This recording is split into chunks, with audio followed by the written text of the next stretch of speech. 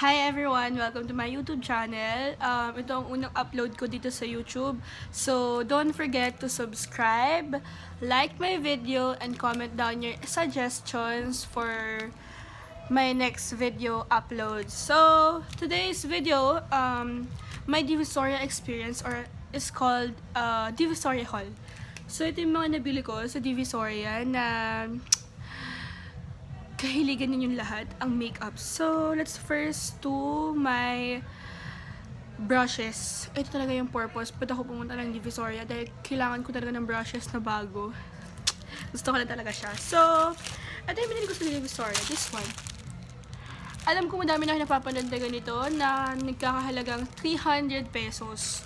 Ngayon, this one is 260 pesos. 260 pesos to. Fixed price. Ayaw na talaga magpatawad ni ate dahil ang sungit niya. 260 pesos to. Itong 10 pieces brushes. Iba't iba siya. So, alam niyo naman siguro kung ano to. Then, ito, 260 siya, no? So, ang nabili ko sa store nila, it cost 360 dahil, oh my god, may langaw. Sorry. Dahil 360 siya, dahil bumili pa ako nito. Beauty blender, and it's so cute. Sponge beauty blender. And this one is this brush egg, or egg brush ba? Basta ganun. Ito yung mga panlinis ng brushes. Nabili ko siya, bali, ito 50, ay 60 to, 60, tas ito 60 din. So, tinawakan, pumayag yung assistant na 50 na lang to, tas ito 60 pa rin. Tapos wala talaga akong 10 pesos na barya, kaya sabi ko 360 na lang. Pumayag naman. Kailangan lang talagang tumawad. Kahit wala kang kasalanan, minsan kailangan mong humingi ng tawad. Hugot. Okay.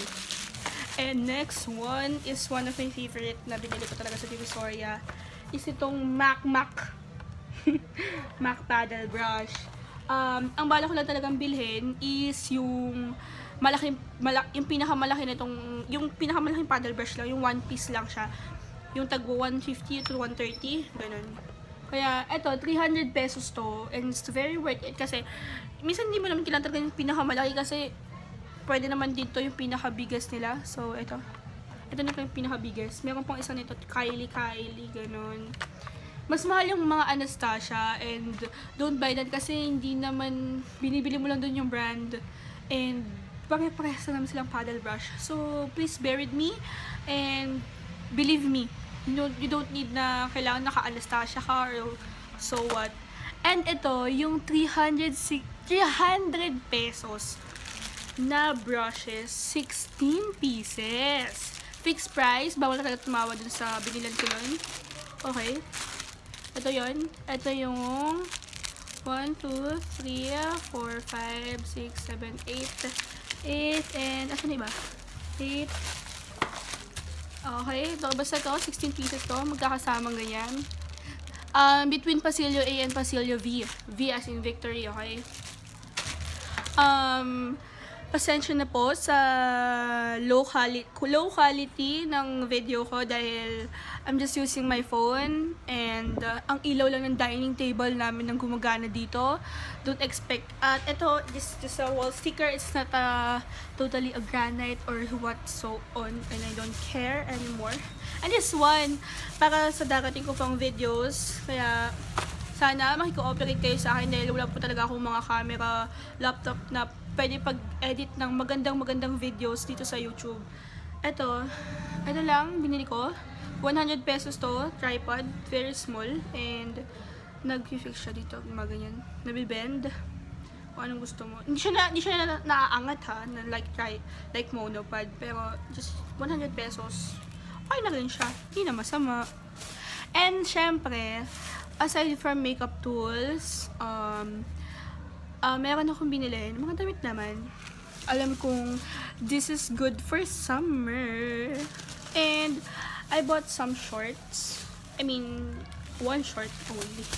Nasa taas pala isa. So, ito, short. Lace short, 280. Pwede na din. 280 kasi big size. Pero meron mga 250 lang dun. So, 168. Lahat na binili kong makeup tools and makeup brushes, lahat yun sa 999 sa old building. Kasi meron yung 999 na new building, yung may pure gold sa baba. Huwag kayo doon kasi hindi pa ako bumili doon. I mean, may binili na ako doon pero sa next video ko na lang yun. Okay, so this one, I bought a Rush Guard. Dahil para sa ito ay darating kong Bohol travel on April. Okay? So, please subscribe me para sa darating pang video. And this one, a swimsuit. May part siyang bikini. And lahat yan sa 999 except for the short. So, 168. Okay, ito naman. Itong 100 pesos na swimsuit.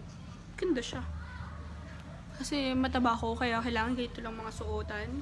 Pero kailangan kabog ka pa din. Be confident, guys. Be confident, girls. May makeup ka man o wala. May maganda ka man damit o wala. Branded man o hindi. Divisoria man yan o hindi. Kailangan be confident always. Isa siya sa mga magpapaganda sa'yo. Kahit hindi ka kagandahan na babae, pero gaganda ka pag may confident ka talaga sa sarili mo.